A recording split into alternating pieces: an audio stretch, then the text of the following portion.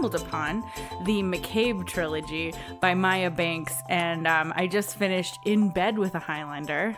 Don't even try to disguise it as anything else. I don't think they want to disguise it. I think you want to know. That's why I picked it, because I was like, you know what? I know what I'm getting. You're getting In Bed with a Highlander. Exactly. Does he cut anyone's heads off? No. It's not that kind of Highlander. No, but it sounds like he could if he wanted to. Sure. I just borrowed Seduction of a Highland Lass and then Never Love a Highlander. No, you shouldn't. I'm fully ensconced in this world now, and we'll need to finish it because I need to know what happens to everybody.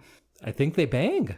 Oh, they do. Oh, they bang. That's what happens. They bang. It's a lot of the book. And now everyone knows probably what I'm listening to if they see me this month. All right. Well, that's not what we're talking about today, though. But let's get started. And welcome to another episode of I Love This, You Should Too. With me is my lovely co-host, Samantha, the Highland Lass, Randhawa. I am kind of a Highland Lass. I do have a lot of Scottish ancestry. And I'm your other co-host, Indy. Never fall in love with a Highlander, Randhawa. You never have. No, because they'll cut your heads off, or their head gets cut off. One of the two. I have a different Highlander that I'm familiar with. Maybe you'd like to watch that sometime. I would like to watch that. You probably wouldn't. No? No. Although, the TV series, I think there's parts of it that you would actually really enjoy. Oh, okay. But that's not what we're talking about. What are we talking about, Sam? We are talking about the 2002 action-adventure movie Hero. Oh, action-adventure. I That's guess it is. Google tells me. That's what Google says. Yeah. I would refer to it as a wuxia movie. I don't know what that means, so. Oh, well, what a good place to start. No, wait. We're gonna take a step back. This was my choice. Lately, I've just been doing I used to really like this movie. Is it still good? Let's watch it and find out. For when it's my turn to pick the movie. So this was one of those. I really enjoyed Hero in 2002. And you know what? Still do. Still love it. Now, Samantha, you have not watched many wuxia or martial arts films. Possibly none. I may have seen it on TV for a little bit. Sure. I don't think I've sat down to watch a martial arts You haven't gone movie. to a theater and watched a Bruce Lee retrospective. No, exactly. I think just flipping through the channels, maybe I saw some. And, there's good acrobatics and stuff. So, I may have paused for a moment because I find that interesting. But I definitely have not sat down and watched an entire movie. So for your first one, what are your thoughts? I liked it.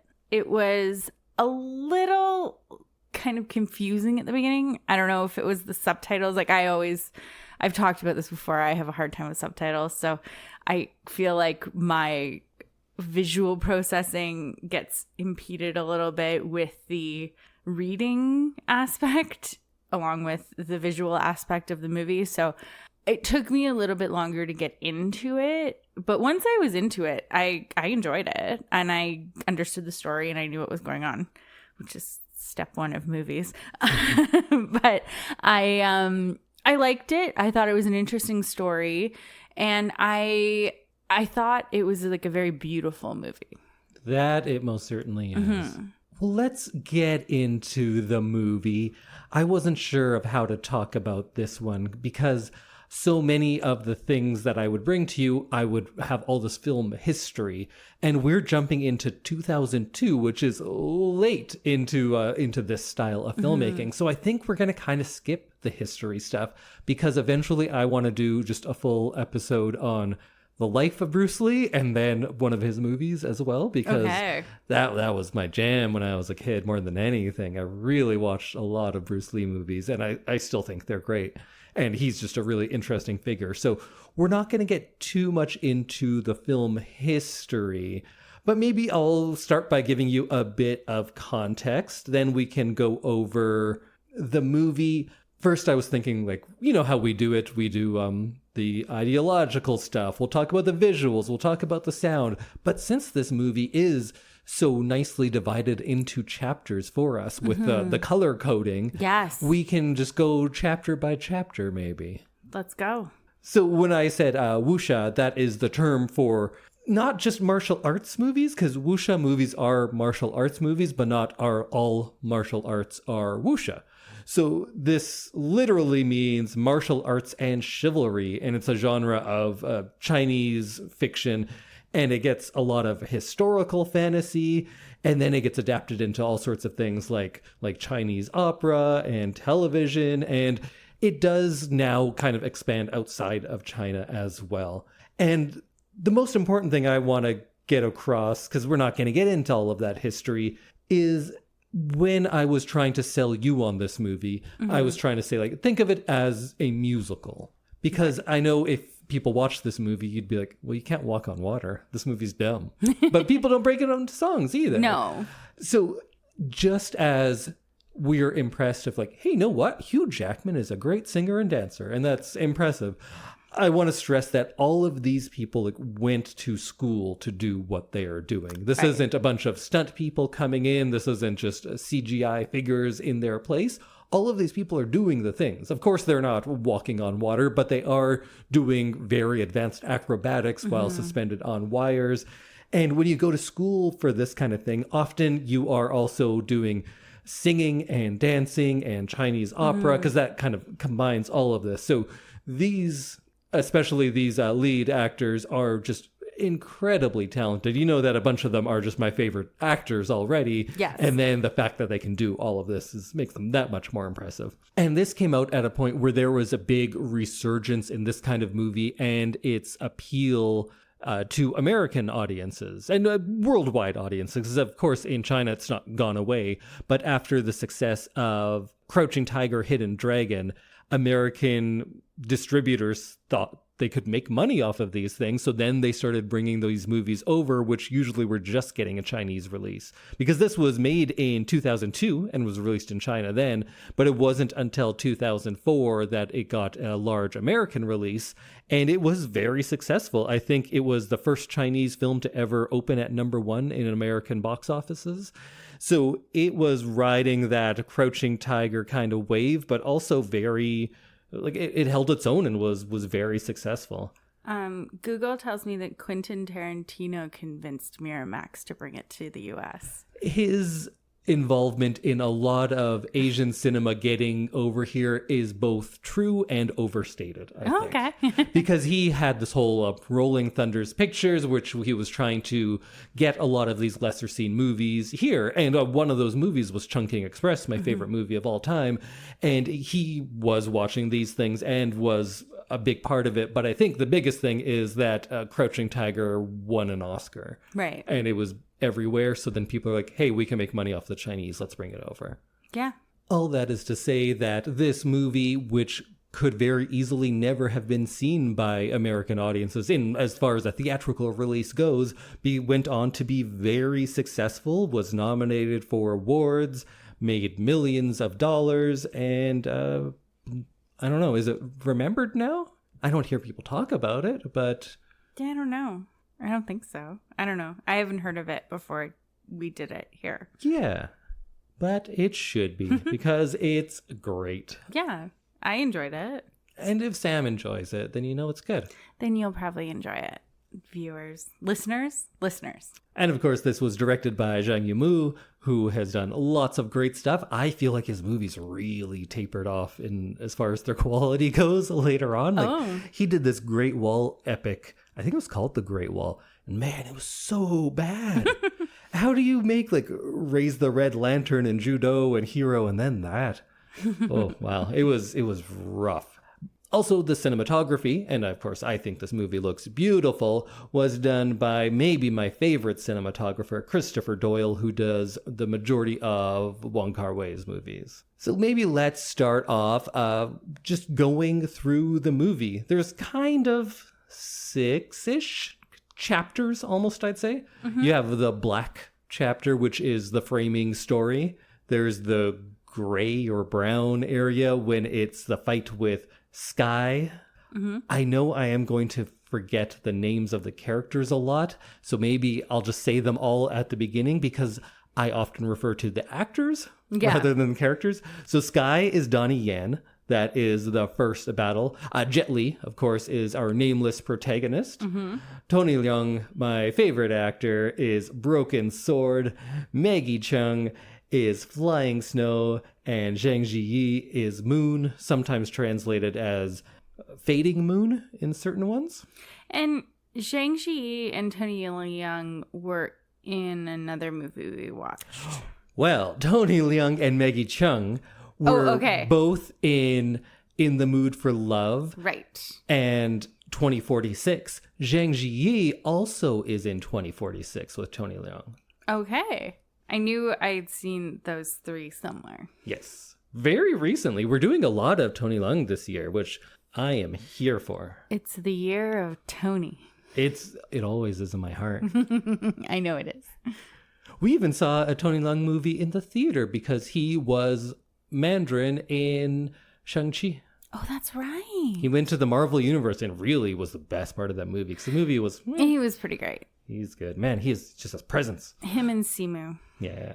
But we're back to this. There's the gray. Red is kind of the lie that Nameless is telling.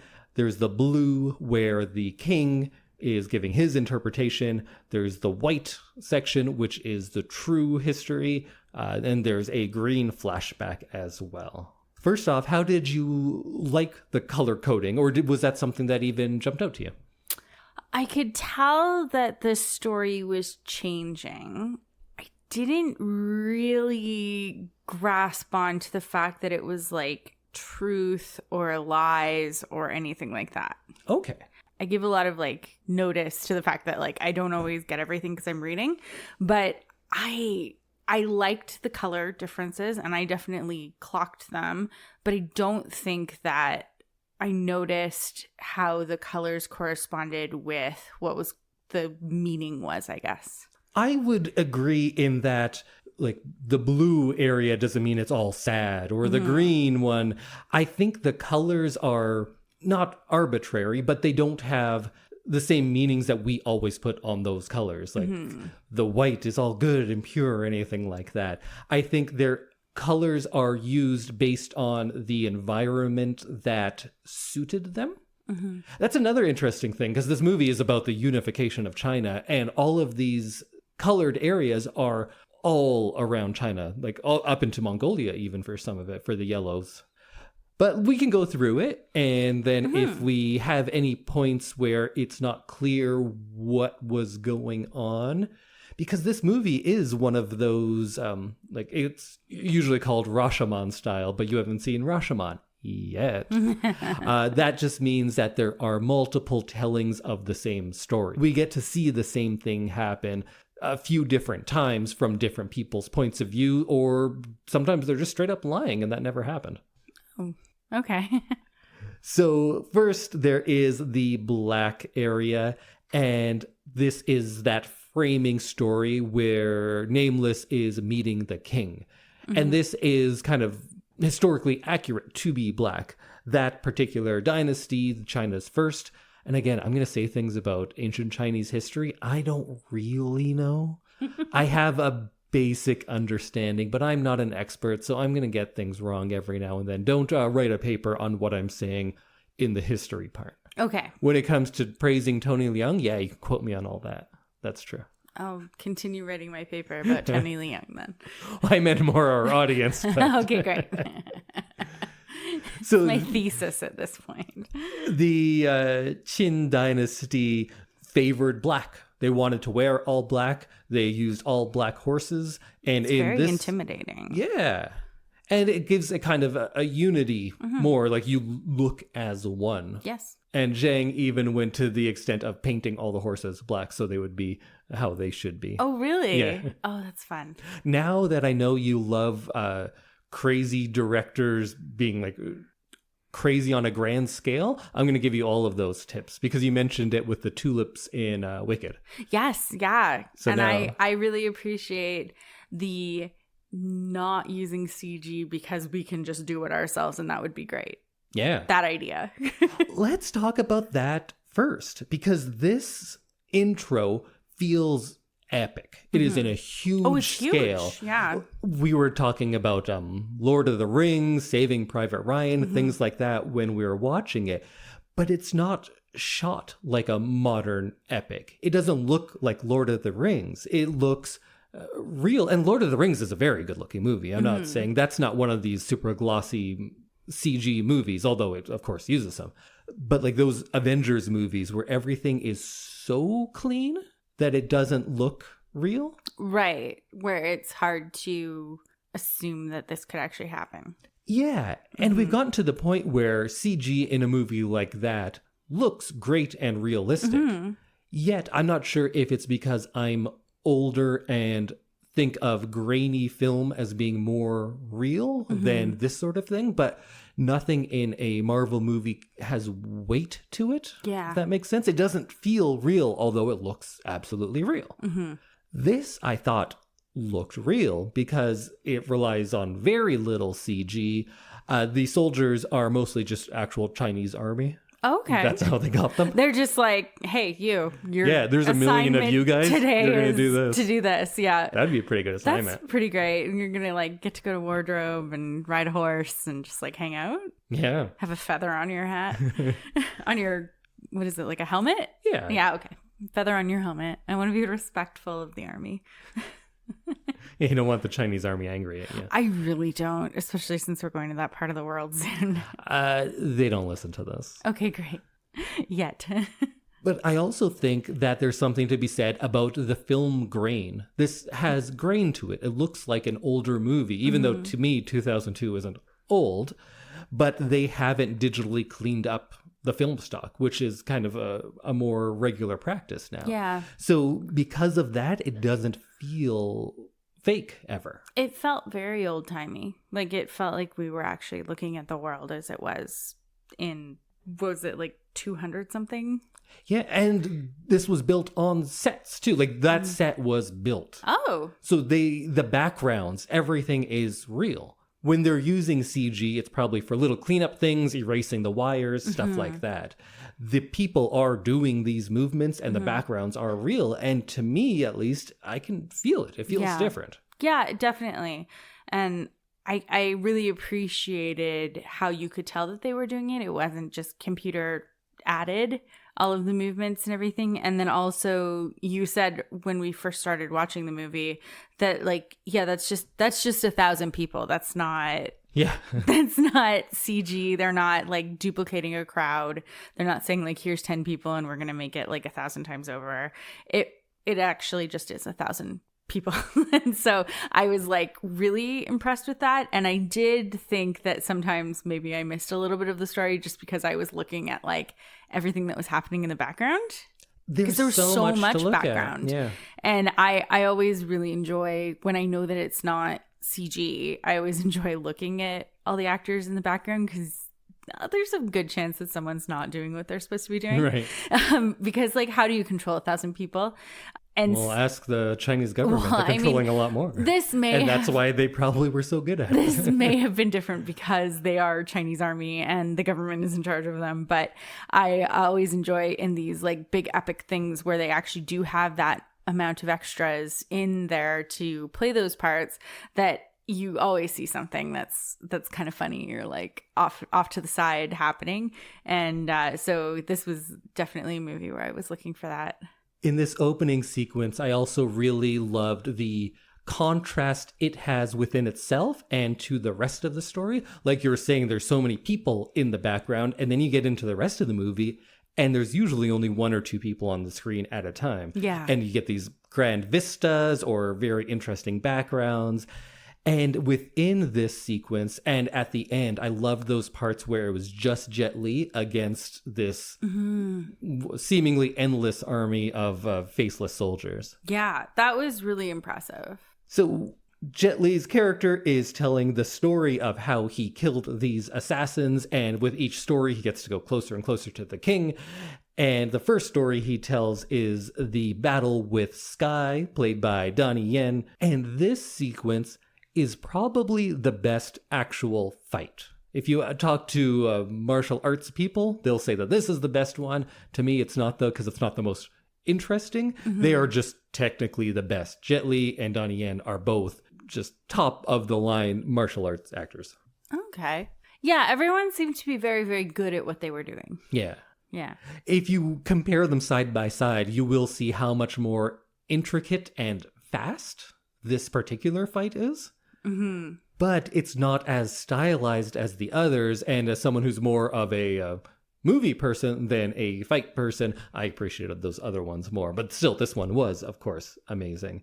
I really enjoyed how there's a musician playing and the sound is just water rippling down in the rain. And the musician, it's not this grand score of an epic fight. This was a very quiet movie. Yeah, most of the time. Even though there's like big, huge things happening, I do, and you and I call it like robot music, but like in these Marvel movies, and I talked about this when I was still sick with long COVID, the sound also really affected me in those movies. It wasn't just the movement and why I didn't watch those movies for a couple of years. It was also the sound I found very like discerning and like discombobulating.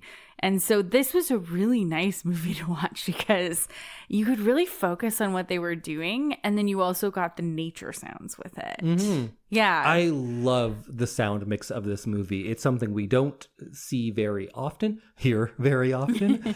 But for this fight, it's just the swords, a little bit of like the shuffling of their feet, water, and then that musician comes in, but he's playing just a one stringed instrument, so it's not this big orchestral thing.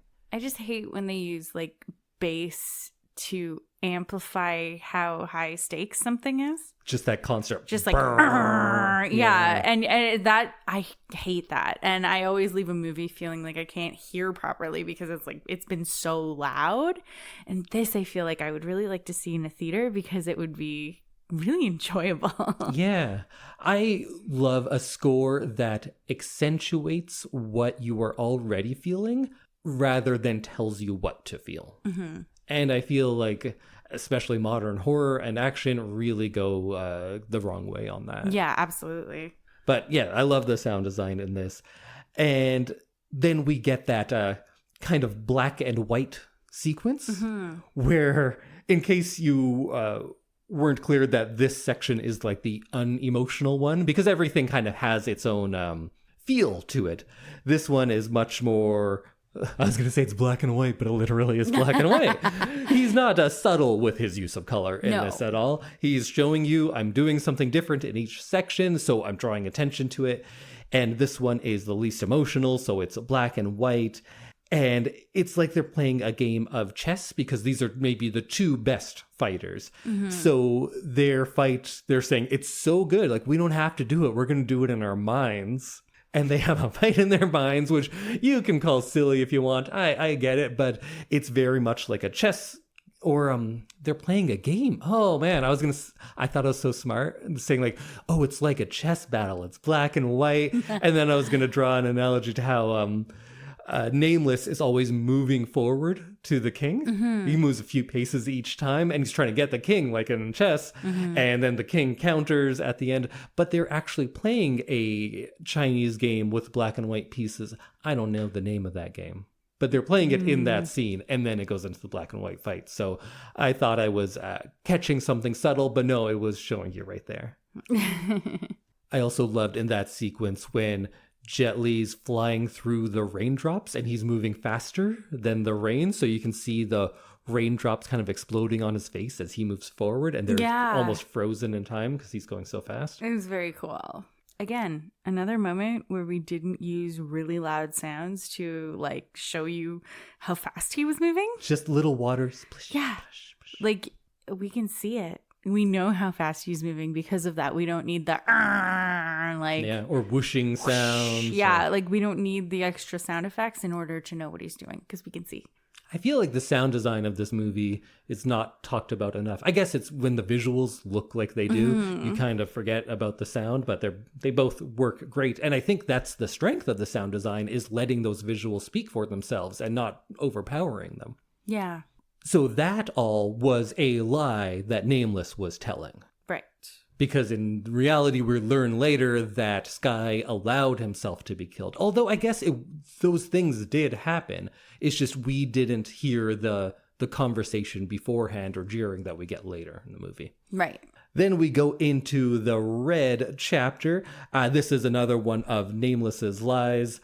This is the section with Broken Sword, Tony Leung, Flying Snow, Maggie Cheung, and Fading Moon, Zhang Ziyi, and they are in the kind of calligraphy school. So in this lie, Nameless is saying that, oh, they had broken up, but they were still in the same place, and it's about jealousy and hatred, and that's what he used to destroy these two powerful assassins. And you can always say that this is the red one, so it's about passion and jealousy and rage. And it is, but I don't think all of the colors correspond as nicely with their theme. I loved the costumes in this one. I think this might have been my favorite section for costuming. Although blue was really good too. Yeah. But the red ones with all the sleeves and everything, like it was just beautiful. And Maggie Cheung's makeup and appearance changes drastically from these ones. She has that thick eyeliner to the point in this one. And even the camera has changed a lot. In the last section, it was mostly a static camera with the people moving. This one, the camera itself has like more passion to it almost. It's moving around a lot more. When you mention that, it does remind me that, every single section, I did notice that the filming style kind of changed. And how people moved changed. And then the kind of shots where they'd like zoom back changed as well. Like you got different distances from the characters, I guess. Definitely. Does that make sense? Yes. Maybe to jump on what you were saying, I think it has to do with the settings most, because we have the large but enclosed rooms in the Black story, and here the calligraphy school is kind of the smallest of the areas, and it has these little rooms and little hallways. Yeah, the corridors are much smaller, everything's much tighter. And in the later stories, like the blue one, we still have these same characters and they're doing similar things, but suddenly they're outdoors and we get to see these grand vistas behind them. So this is, I think, the most claustrophobic of the chapters. Right. And there's so much in this one I loved. I loved that all of those people die doing their calligraphy. They're just so committed that they just withstand this barrage of arrows, or don't withstand it, they die. Or when Maggie Cheung's fighting off arrows with her sleeves. Yeah. That sounds so dumb, but it's so beautiful. I want my sleeves to be arrow proof. Well, you got to train a lot to do that. Apparently, yeah. I loved when Tony Leung is doing calligraphy so hard, it's like he's in the action scene. Yeah. They film it like he's like a sword fight. Yeah. Which is something that they talk about, how he gives away his fighting style through his calligraphy. And in that sequence, Tony Leung also gives this look that he's given in many movies where he's saying, I can't get over this great woman, even though I'm with this other really hot lady. Yeah. He has a look that is for that moment. Because for sure. That moment has happened many times in his career. And after he's with Zhang Ziyi, he's like all broody. Yeah. And man, he broods well. He has that like, I'm always looking over my shoulder for her kind of look. That's like I'm trying to move forward with my life, but she's always there, just behind me. Yeah. And I'm always looking for her. Man, if I had known that I would get 3 or 4 more Tony Leung, Maggie Cheung love stories in this, I would have done this right after 2046. Because we get to see them almost meet in, what's the first one? The first one of that trilogy. Then we get to see their whole love story in The Mood for Love, which is one of the best movies ever made. Go watch that. And then we get to see hypothetical things in 2046. And now we get 4 versions of their love story. One where they hate each other, one when they're madly in love, one when they're kind of contentious. So yeah. You get to see so much of these two. Let's just put them in all love stories. Should be these two. Okay, great. I'm in for it. Let's do it. And in this red sequence, I think because jealousy and passion are the things that rule here, it also has maybe the least honorable death. Everything else is very face-to-face, but here she stabs him through a wall, Polonius style. And it's like, what a shitty way to kill someone who still loves you. Yeah. And I love that sequence when the blood pools at his boot and the blood is black rather than red, because everything's so red that this is like the blood is not nearly as red as it should be. And I like when he's dying, all he says is, "We have both been very foolish." Oh, yeah. That's his takeaway on their broken relationship. And yeah, they were. Yeah. But in this one, I don't think the Jet Li fight, which comes at the end, isn't the climax of it. I think it is the Maggie Cheung Zhang Ziyi fight. Because this version of Moon, she is his lover, Broken Sword's lover, and she goes after Maggie Cheung to avenge his death. And I loved how she comes at it with such rage. She is crying or screaming. She has the two swords and she's going crazy. Yeah. And then Flying Snow is just subtle, stone-faced, just parrying her off and like putting in no effort because like she's above this whole thing because she's already lost what she loves the most and just doesn't care about this. Right. Oh, and for another director's being crazy thing, they filmed this in a forest in Mongolia and they had to wait for the leaves to turn yellow. Oh. And then they're like, that's not enough leaves. So he hired all these like local nomads. Can he be a local nomad? I don't know. I think you can be nomadic in an area. Yeah, like indigenous people followed pathways, right? Sure. Like through the country, and they went back and forth based on the seasons. So I think you can be a local nomad in that you don't go like way over there. Yeah. Because you just go back and forth or around. So he hired all these local nomads to go and collect leaves. Like, go wherever you can, bring me leaves. And he just had hundreds of people bringing him leaves for these shots. Because you're not going to do it in post. I'm not going to CG these leaves. I need real leaves. Yeah. And you know what? It worked for me, so I loved it. And then as she dies, the leaves turn red, which was a nice little end to that sequence. And then there's still the whole Jet Li fight, but in this sequence, the Jet Li fight wasn't the big deal. No. I thought it was the Maggie Cheung Zhang Ziyi fight. Yeah, that was a beautiful fight too. And I don't know if it's because they're just like so graceful and artistic in what they're doing, and that they like really mirrored each other and did a really good job of like doing the same things, which I'm not sure that you could do with like a man and a woman fighting. Oh, I thought this was the biggest contrast to me. Oh, see, because I felt she was like... so furious and moving so quickly, and then Snow was slow and graceful and methodical. So what I took from it was, yes, they had very different fighting styles, and they were very different in their like intention of fighting.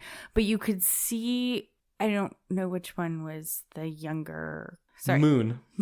So you could see Moon watching and learning throughout the fight. And you could see her kind of emulating some of that style towards the end of the fight. And that was kind of what was really like interesting about it. Maybe she wanted like to be Snow throughout, like through her life. She's wanted to be in her position. Like a very like master teacher kind of like teacher student kind of relationship fight.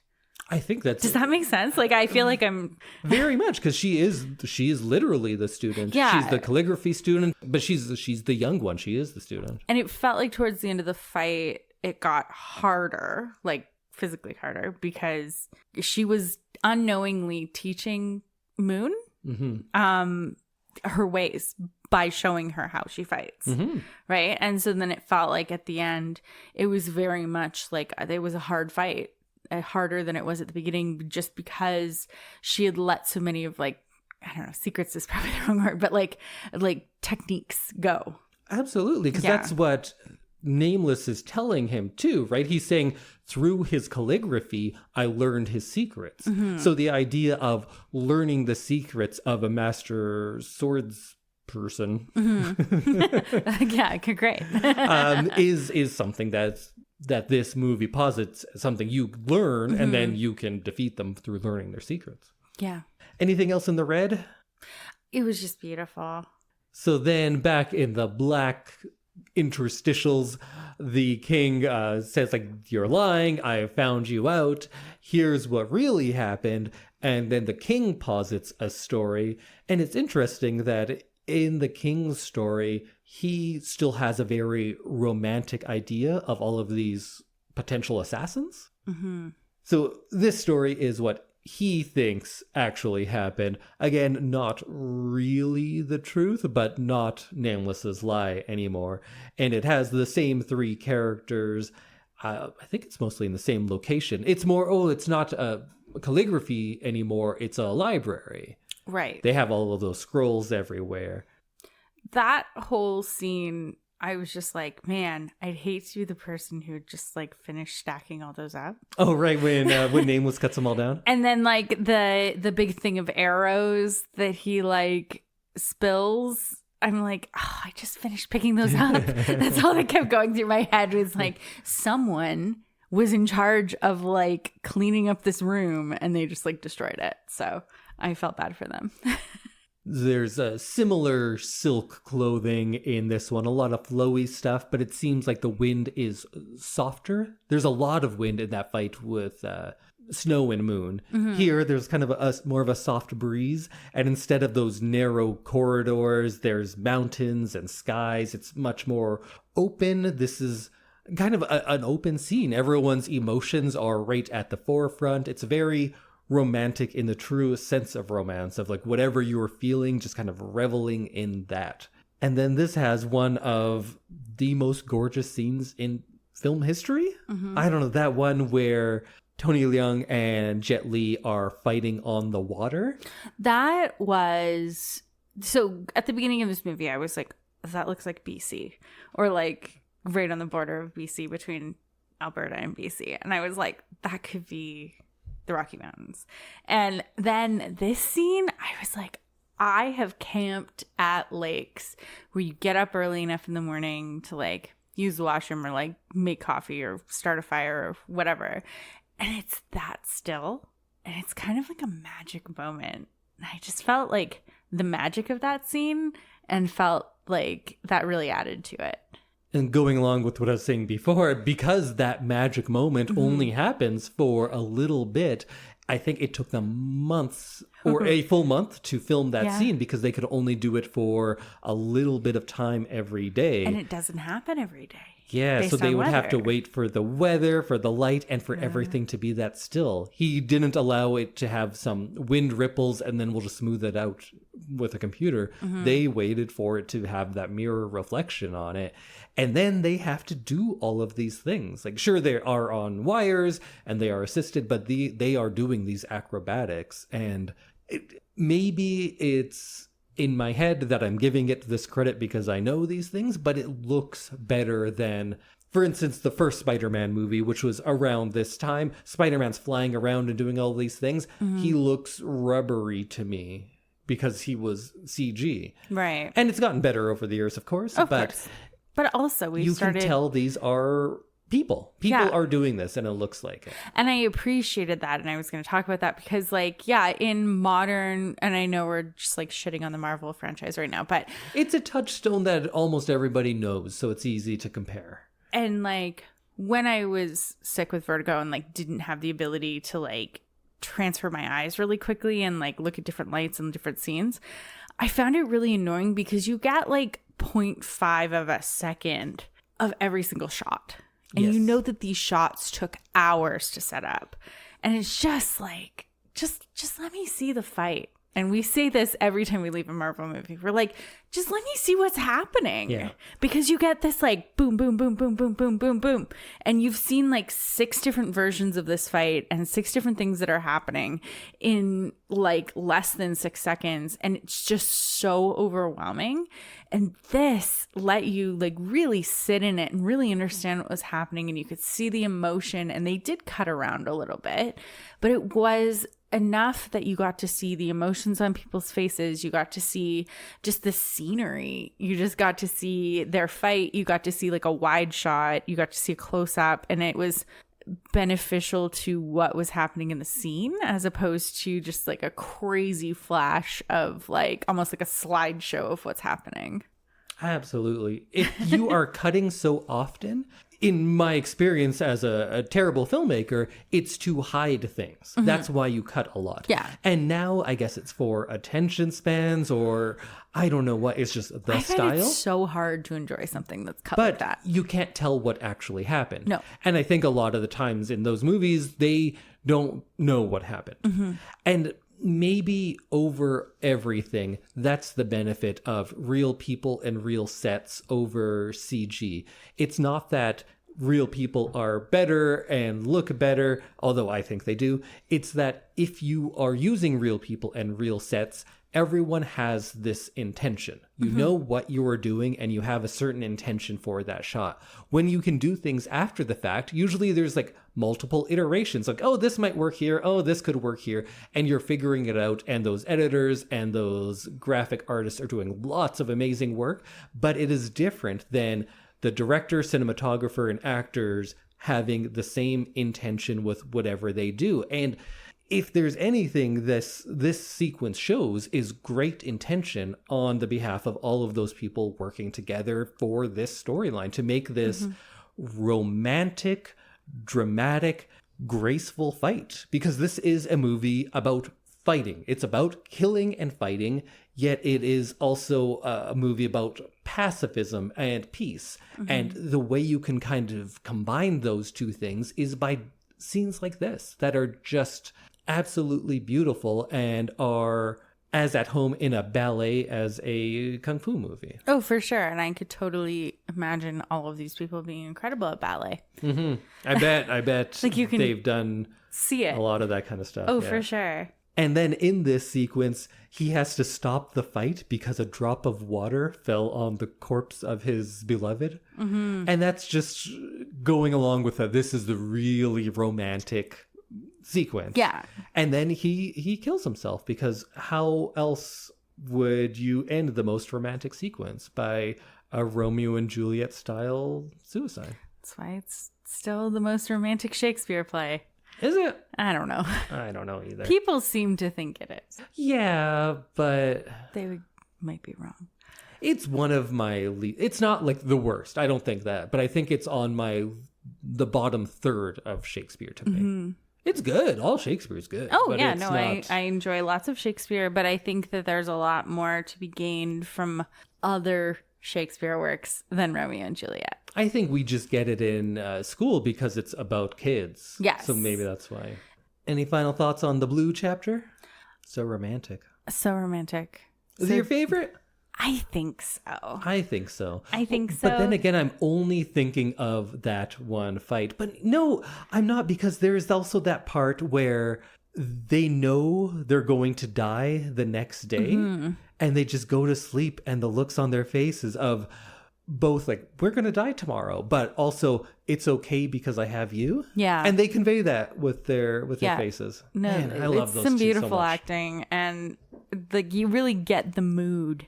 Even if you don't, because there was a point, I think, during this where I wasn't reading the subtitles, I was just watching. And like, I think that's okay because they do a really good job of like acting the feeling and what's happening in the scene. They're very skilled.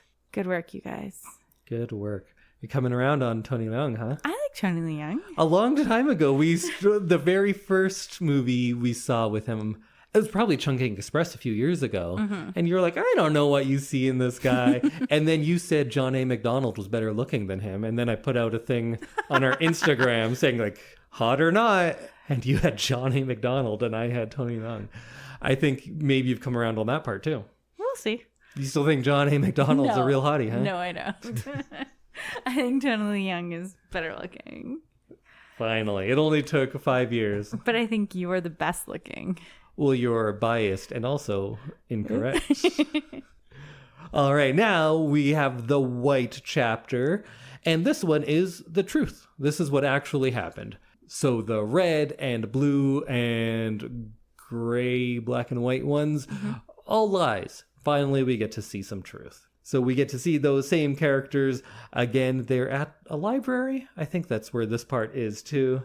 And the visual style changes because there is less slow motion to emphasize special moves or the character's techniques, because it's trying to be more more realistic, I guess. It's still heavily stylized as all of it is, but the stylized portions in the white are more at place in the real world because they're on a sandy backdrop and they're wearing white. It's not like everything in a room is painted red like we had in the other segments. Right, yeah. And along with the truth, we get to see a medium version of our couple. Because we had one where they were broken up and intensely jealous to the point of murder. We had one where they are so passionately in love and only live for each other in the blue. And here we have them very much in love, but at odds philosophically, because Broken Sword has become a pacifist. He has seen what war has done, and he used to be full of vengeance, and now he isn't. He doesn't see violence as a means to peace anymore. Perhaps that's why his name is Broken Sword. And they are at odds about it, so much so that she ends up killing him. But it's kind of suicide, right? Because he withdraws his sword, so she kills him. And then, of course, she kills herself too, because still Romeo and Juliet. Yeah. They're still very much in love and very over-the-top romantic, because that's the way they live. Yeah. And this one maybe is sadder than the blue ending, because the blue ending is very over the top in its sadness, and it is. But this one, because they are real flawed people and they come to this end, maybe it feels a little more realistic because it's the true one as well in their world. Yeah. This one definitely had the most emotion. I felt the most emotion watching it. And you definitely felt the different viewpoints of people in this scene, and just there was no moment where I was like, why would she do that? It was like, yeah, that's why she did that. There was never a moment where I questioned it. And it was very much a good kind of wrap up to their relationship. I don't know if that's the right way to put it, but it felt very finite and right. And then despite the white sequence being the wrap up, we then get a flashback, and Broken Sword is, I think, going over how we get the meet cute kind of Broken Sword and Flying Snow.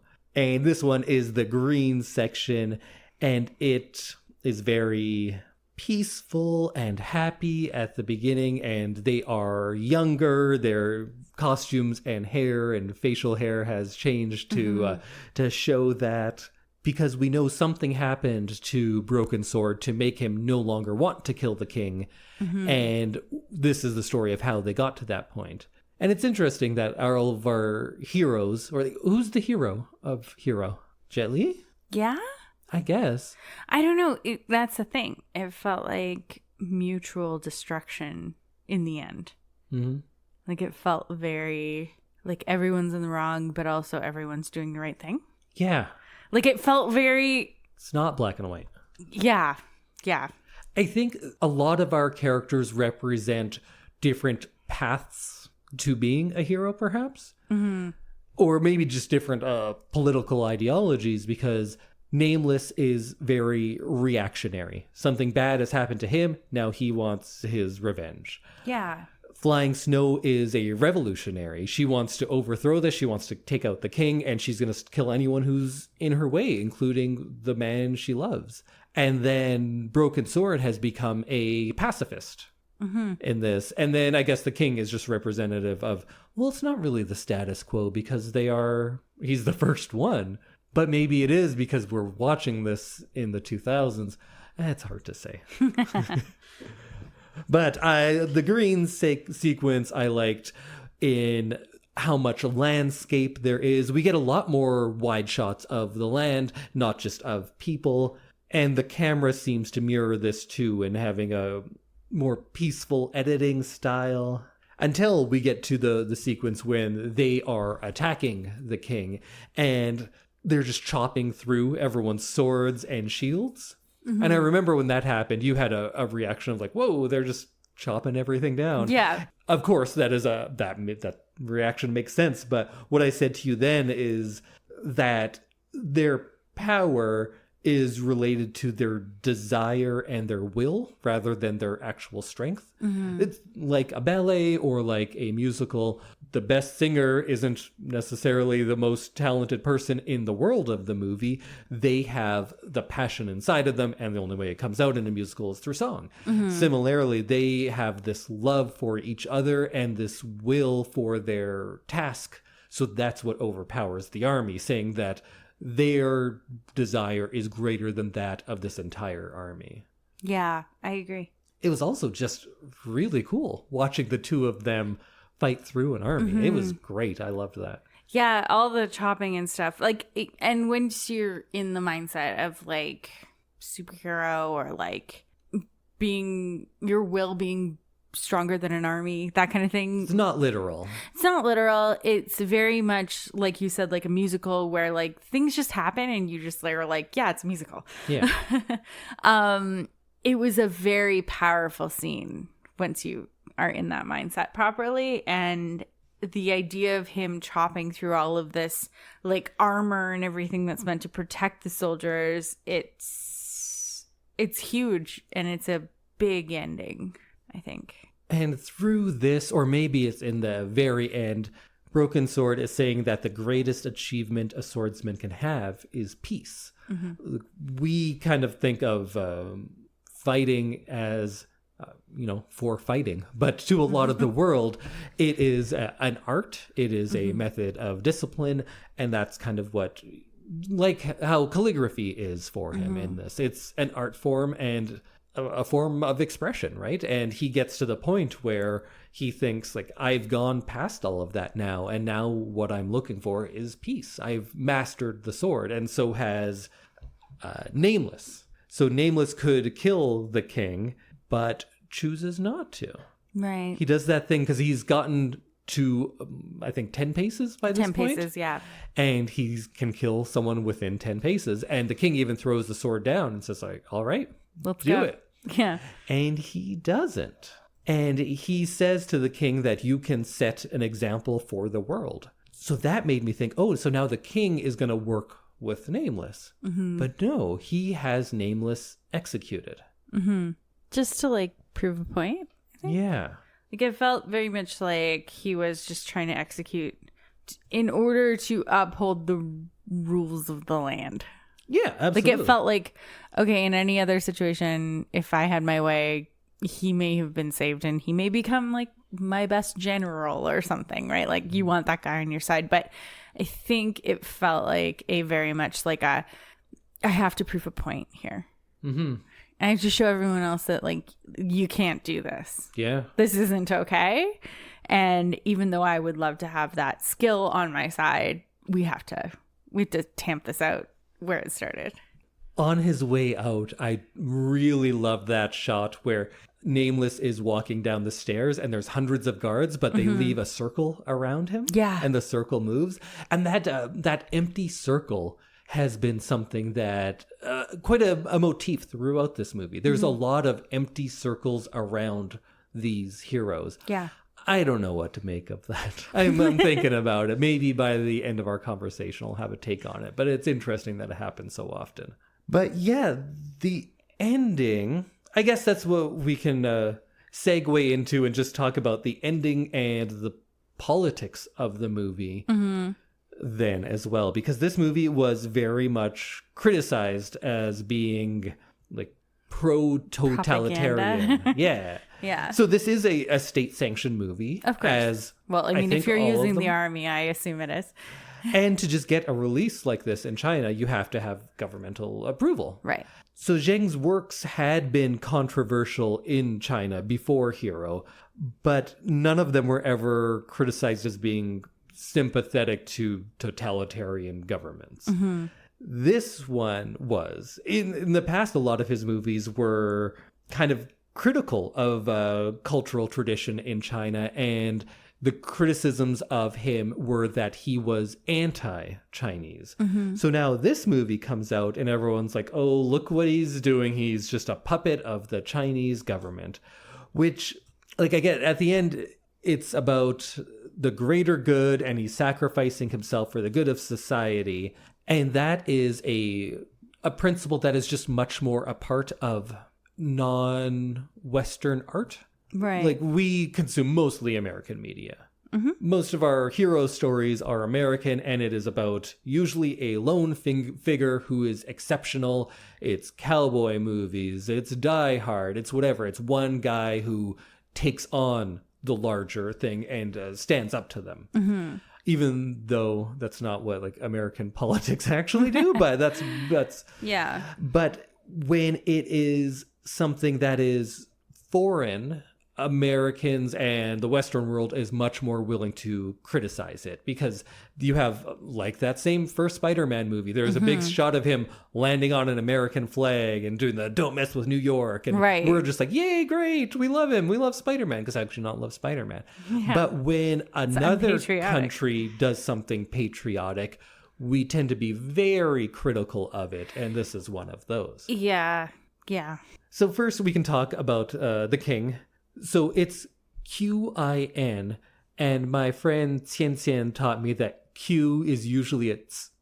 Sometimes it gets modified into a ch, so like chin, but I think it's qin. I think. Again, I spent like 2 weeks of my life in China. I don't really know what I'm talking about. Yeah, I don't. I just know from my one friend. That's how she says her name. I don't have any reference for it, but like if you're out there and you know better, let us know. At least we're not going to say Quinn, because I'm sure that makes people upset more. Oh, I'm sure. Yeah, the it's Quinn either Qin dynasty. or Qin. So the Qin king is a real person. This is not that person. They changed the names. Nameless is based on a real assassin, but it's not that assassin. They changed the name, so already we are going away from just history. This is not a historical document. This is a takeoff, and we could say that the monarchy is a symbol of monarchy rather than of that actual king. Because people say like, well, that king was a terrible person, so how dare this movie give him more power? Right. But if you look at it, all of the bad things about that king were written by the next dynasty, who, of course, hated the previous one. So might be true, might not. Who knows? The truth's probably somewhere in between. But this is not about that specific king. The biggest controversial thing was the idea of, oh man, I'm going to do it again. Tenxia. Okay. That's the Chinese word that, this is interesting, that on my DVD, it says "our land," but in the Blu-ray one we just watched that had a different Chinese translation, it's "all under heaven," which is what it actually translates to. I did look this up. Okay. So when I saw it in the theaters, they were saying like, "Yes, we're doing this for our land," and it's like, "Oh yeah, it's China." But when you switch "our land" to "all under heaven," it sounds much more authoritarian, much more like we are going to get everything. All under heaven is ours, not just our land. All of this will be ours. Right. So that changes the meaning a good bit too. But that term, all under heaven, is a part of Chinese history. So of course that's the word they're going to use here. One other thing I did notice that they changed in the versions I've seen is when the army all chants something.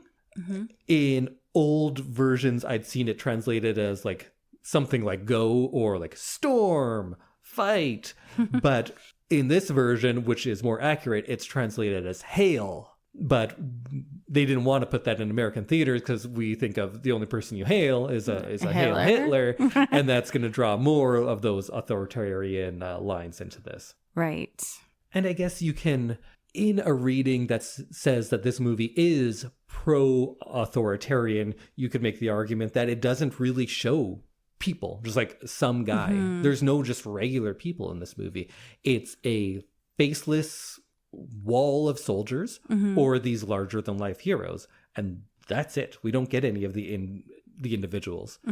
A lot of the imagery at the beginning and at the end in the black segments are very much like Nazi propaganda films, specifically Triumph of the Will, which is a very good movie. It is a Nazi propaganda film, but it's still a good movie. And it has to be intentional because the amount of work that's put into every shot of this, nothing's just like, oh, that happens to look like something. Right. That's a thing. Yeah. But do those inclusions make this pro-authoritarian or anti? I don't think that's as clear as a lot of other people think. Like, by putting in someone who has some like Nazi imagery with them, does that automatically mean we are agreeing with them? Because Star Wars uses that all the time, and that is a very anti-authoritarian movie. Right. So just the inclusion, I don't think you can say means that it is in service of it. It's just saying that this person has similarities with that. So is the movie at the end, when Nameless and the other characters really are essentially martyrs for this cause of all under heaven, that we will not fight because fighting has gotten us nowhere, we should all be unified? Mm-hmm. Is the martyrdom of them for the king or anti-king? And I don't think it's as clear as everybody seems to think. Everybody seems to think that this is like, yes, we're bowing down to him. But he killed Nameless. Mm-hmm. He was meant to set an example for the world, and he does the wrong thing. He is violent. The movie, most specifically Broken Sword and then Nameless, they are the ones teaching the pacifism, but they are enemies of the king. So I think you could look at it as an anti-authoritarian one as well, but just pro-peace. Like having a movie all about fighting, and in the end, it's about pacifism, is a wild thing. But that is wild. I think that reading, to me at least, holds a little more water than this is Chinese propaganda and everyone is bowing down to the emperor. Mm-hmm. Because the emperor doesn't seem like a great guy. He doesn't seem like he is this larger than life leader that is going to pull everyone together. Mm-hmm. It took these other people to do it, not the king. The king worked against them. Mm-hmm. But maybe the king also learned from them. Right. So I think dismissing this as pro-Chinese government propaganda is very reductive, and I feel like Western media does not get the same scrutiny as this does. Yeah, I'd agree. And I think it's because it's a different culture. Like, people are like, oh, well, USA, because we understand it. Whereas this is like something that people don't know day to day. Mm-hmm.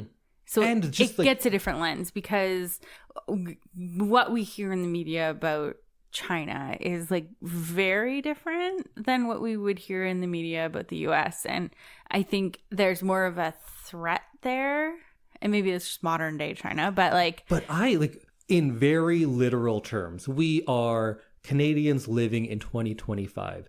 Oh my God, it's 2025. Who threatens us more? The Americans or the Chinese? The Americans? The Americans are literally saying, their incumbent president is saying, like, yeah, we're just going to go take all your land. Yeah, you're going to be the 51st state. Yeah. Like. So maybe we need to, and again, I am no fan of the modern Chinese government. So let's not say like, oh, I like them. But what I am saying is, if we gave the same criticism or looked as closely to American films and compare that with what their government is doing, I don't think it's like, oh yeah, China bad, America good. I think you're all pretty terrible. You're very, very scary governments all around. And like, we have a very scary incoming government, right? Sure. Like, but I don't think we can compare to China or the US. No. But I'm just saying, like, we don't have a leg to stand on in this, right? Yeah. Like,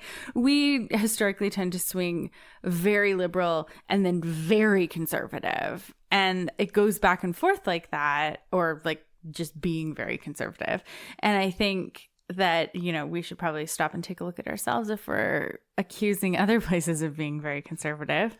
But true. I will take issue with both of those varies. I don't think we are very liberal ever. No, and I don't. Right. From modern other countries, we're not very conservative either. No, that's fair. But I just think that, like, I agree with you saying that U.S. and China are like pretty similar threat. Yes.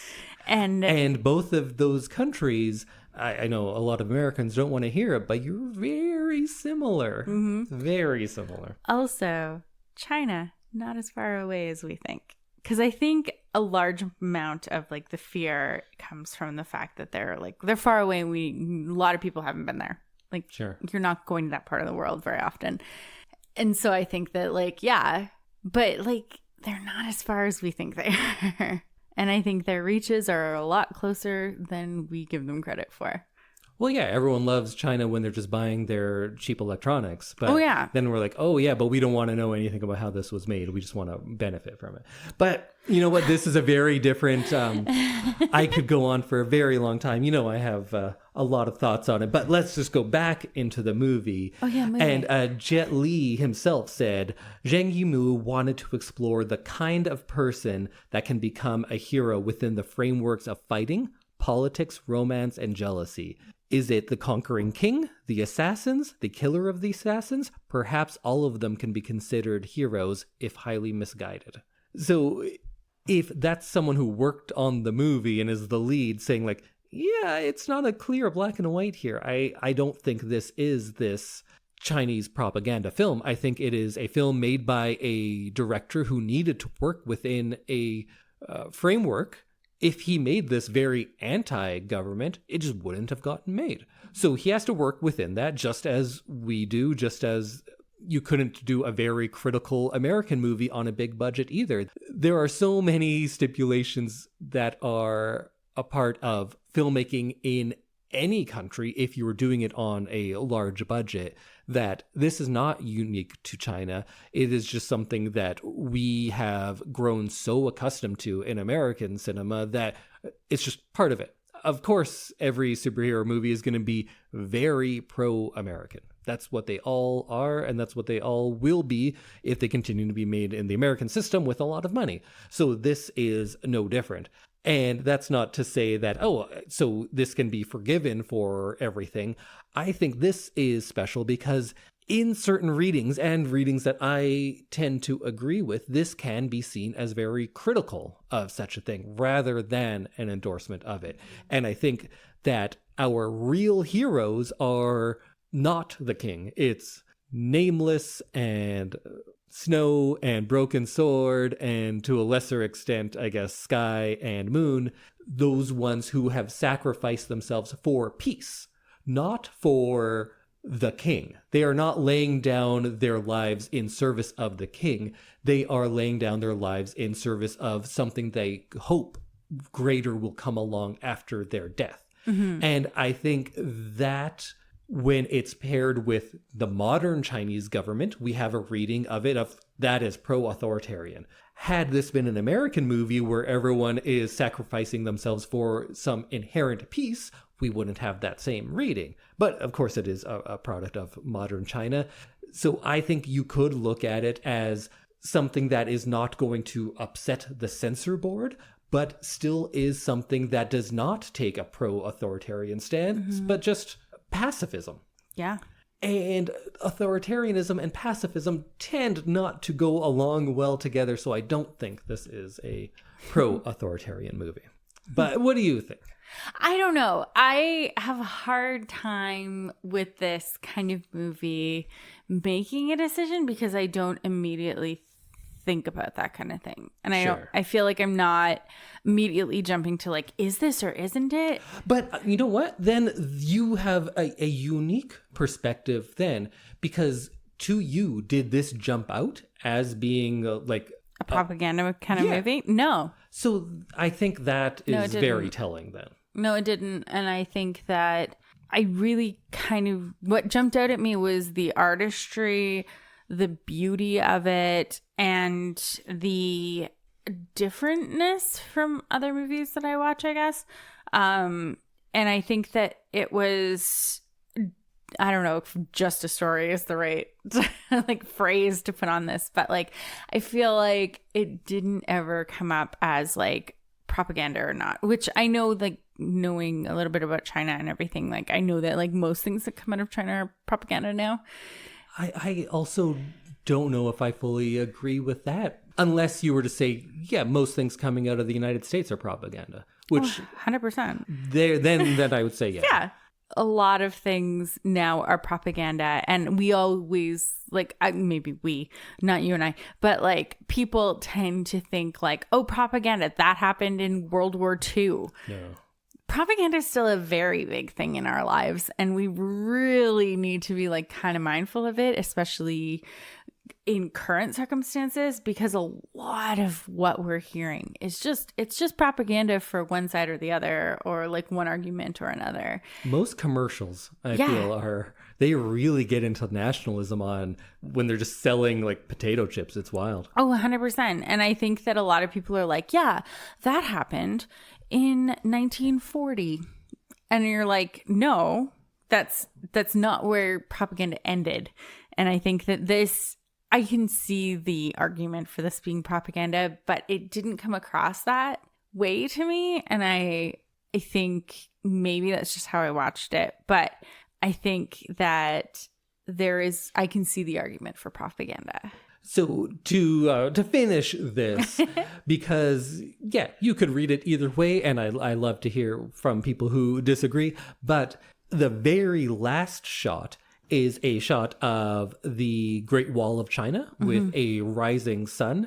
And rising sun, dawn of a new era. But of course, this shot must be from much later because the wall has been built. Yes. And they started it, but it took like many decades. Emperors? Did they turn into emperors after a certain point? Yeah, I think that's the right word, because he was the king, but then he became the emperor of the 7 United Kingdoms.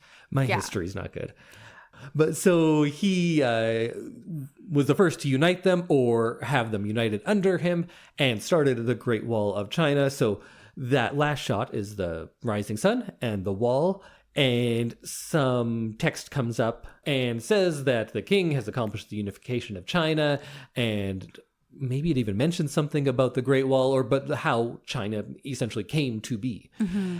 But the camera then tilts down into the darkness, and you could say that it's showing the wall, which is a symbol of unified China, I guess, but it's also a symbol of like keeping people out. I never thought of the wall being unified China, but we are not Chinese. No, true. And so you could argue that it's unified China because it took many emperors to complete this. It wasn't just like one emperor built it in the end. Right. It took hundreds of years, I assume. I also, again, don't know my history all that well. But so you could say that this is a point of Chinese pride and it's showing that. But the lighting and the fact that it's no longer focusing on a rising sun, but rather the darkness, gives it a little bit more of a sinister feel. And I'm not reading into it historically, but rather just the visuals I'm getting on the screen. It made it seem like, this isn't necessarily a great thing. Mm-hmm. But that's just what the screen was giving me, because you get a feeling of darkness. The wall and the mountains are backlit, it's shadowy, and it's kind of showing that this symbol of a unified China has some darkness to it as well. At least that's how I saw it. Whoa, man. You always come up with the best, final thought. Oh, it was the last shot of the movie, so it made sense. Well, we should probably end it there because this went longer than I thought it was going to be. Yeah, we chatted for a while. So, final thoughts? I really enjoyed this movie. I think it's a very cool movie just to watch. If you watch this movie and you don't read all the subtitles, you're still going to enjoy it. There's some kind of highlight reels out there on YouTube where it's just called The Beauty of Hero. Just watch those. The shots are so gorgeous. It is a gorgeous movie. I think that the relationships portrayed in this movie are also very well done. And I think that it's a very interesting period of time to capture. And also just the inclusion of the Great Wall at the end, really makes you think about kind of Chinese history. So I think it's a watch. This is going to be hard when we do our year-end awards. Oh, yeah. Because best visuals, you got Hero, you got In the Mood for Love. Yeah. 2 Christopher Doyle movies. It's hard 2 Tony Leung, Maggie Cheung movies too. Man, which one looks better? Set of awards. Those are 2 of the best looking movies I've ever seen. Oh, 100%. Wow. Well, listen for that in like 12-ish episodes or something. I don't know what episode this is. Next week, we're just going to do a rebroadcast because we are on vacation. So let's do something weird. How about the lake house? Great. Because there's no other way that's going to come up. No, you're right. So yeah, we'll watch the lake house next week. Okay. Bye. Bye, everybody.